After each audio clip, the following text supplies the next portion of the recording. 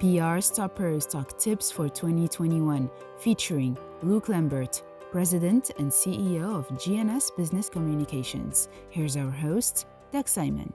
Luke, what's your most important recommendation for PR people moving into 2021?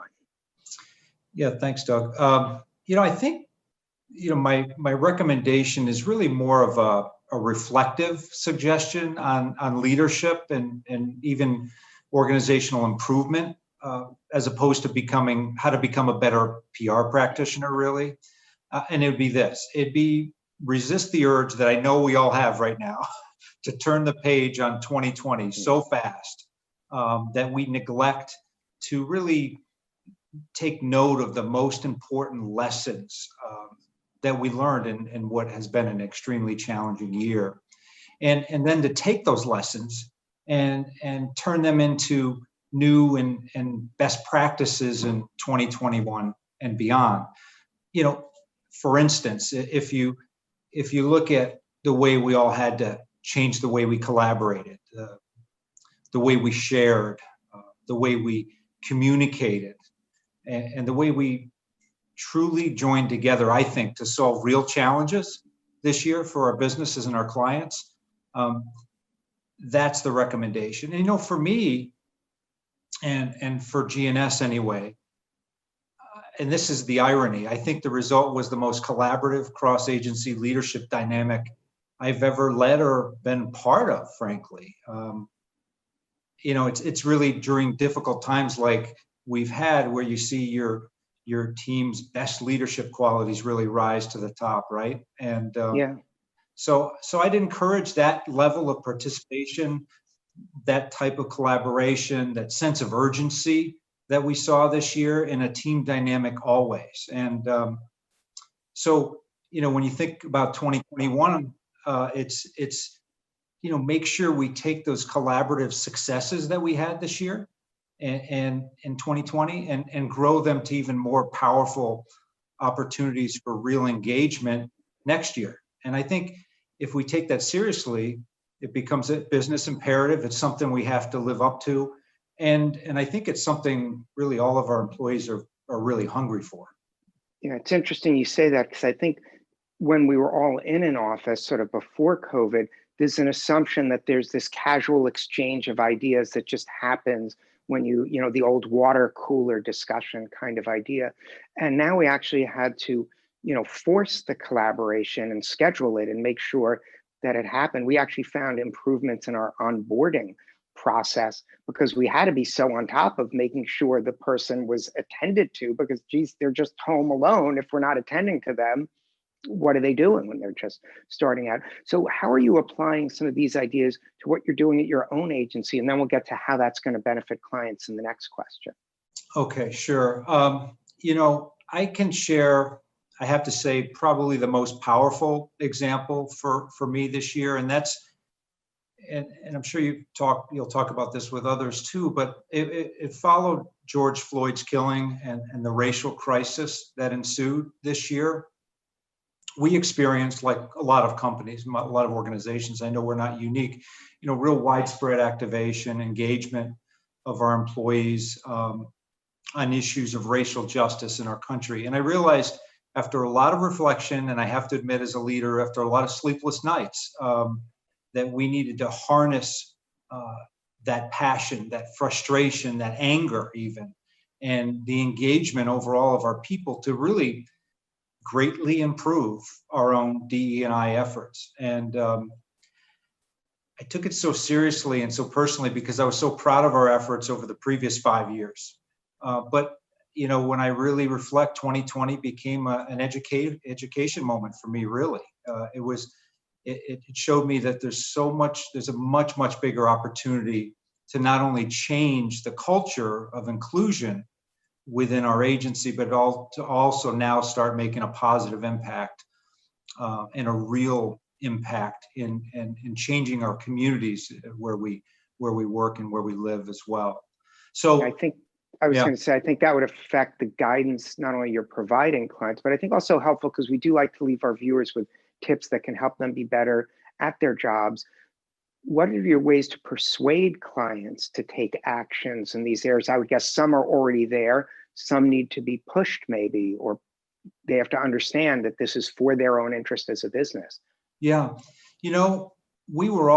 I think we all shared that moment of uncertainty this year. And I think some people in organizations were kind of lost in this paralysis in terms of what to do. So for me, it was talking to our clients and sharing what we were doing and sharing how we were going to move forward. And in some cases, even partnering with our clients.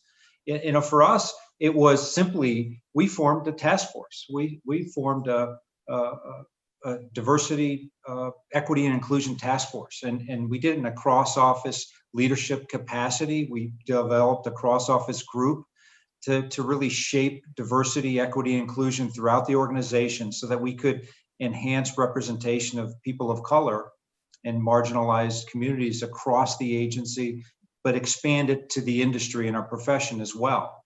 And we talked about that with our clients. We said, well, how do we do it? So we built our task force with, it's made up of, I'll be very candid, of people of color, Black employees, white people, members of our LGBT community, multiple levels of cross-agency teams. And they were assembled to ensure that we developed a program where all employees had a voice. And what I'm most proud of, and this is where clients really gravitated to, is we developed a really authentic, multifaceted campaign that includes 7 pillars with goals associated with it, actions that were quantitative, that could be measured both quantitatively and qualitatively. And we put measures in place for reporting on that progress. And when we shared that with our clients, they really latched onto that. And we saw many of our clients advance their programs as well. It was pretty powerful. That's excellent. So you were able to field test what you were going to suggest to clients within your own organization. Are you optimistic about 2021, excuse me? And, as we wrap this up, what are some other changes in communications approaches and what brands need to be doing to sort of meet this moment in a time of change with a new president, a new Congress that might be open to more change? What is some best advice to navigate it? Yeah, no, it's a good question, Doug. I think we're certainly we're seeing that corporations are engaging like never before on societal issues. And I know you've reported on this quite a bit. In just a few short years ago, you remember engagement like we're seeing today on societal issues was an exception. It wasn't a rule, right? So, and I think you reflect on, why this happens. It happens because key stakeholders like your employees are activated, and it doesn't matter the size of your organization, but also investors are activated and expecting change as well. Yeah. But then to your point, Doug, you put that against the backdrop of let's put it bluntly, a divided condition that exists in our country today.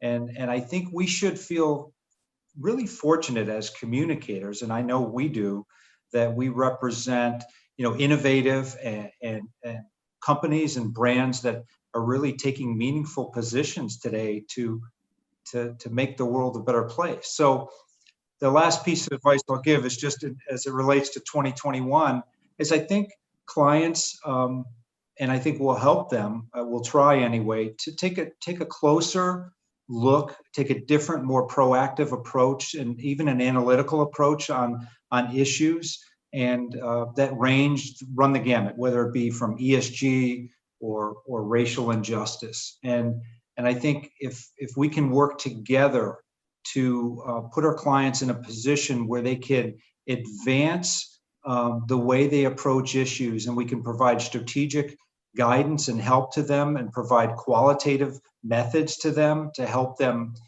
better decide when, if, and how to engage on societal issues, and then provide proof. What are the risks if you do engage, and what are the risks if you don't engage? Yeah, and I think getting the clients out there on the record in the media saying what they're doing, so there's a public record that they have to live up to, sends important messages to their different key audiences, especially to internal audiences when they're going out there and putting it out. Luke, thanks so much for spending time with us. Congratulations on your continued success. Doug, thanks very much. Really enjoyed the conversation.